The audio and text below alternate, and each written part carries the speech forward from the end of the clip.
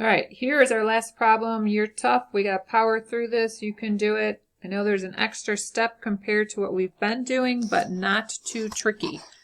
All right, so first thing we're going to do is look at our equations and see if we have a variable by itself right now. We do not, so that's a bummer. So the next thing we do is we look at the equations and figure out, can we get a variable by itself pretty easily?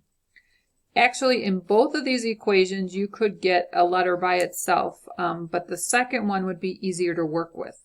So the second one, all I have to do is add a y to both sides, so that's easy enough.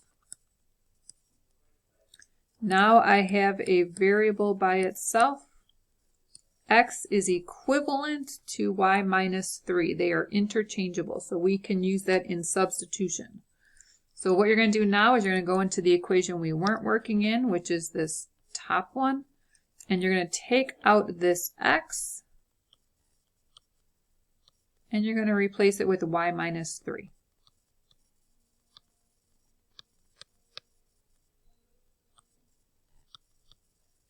And then you can distribute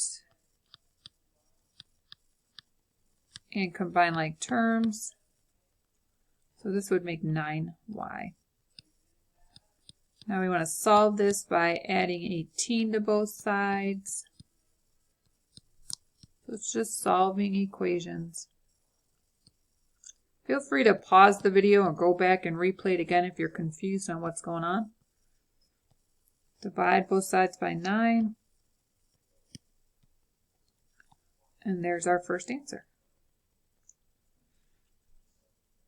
Okay, to get our second answer, just go to this box. That's the easiest place. And we're trying to find x because we already know what the y is.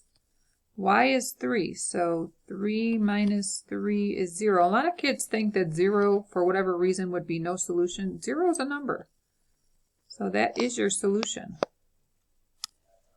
So your solution for this system is 0, 3. So when x is 0, 6 times 0 is 0. 3 times 3 is 9, so 0 plus 9 is 9, so it works in this first equation. When x is 0, 0 minus 3 is negative 3, and that equals the other side, so we know we are right. All right? Hopefully that wasn't too painful, and then you can go ahead and get your homework done. Thank you. I hope you guys are having a great day, and I miss you all.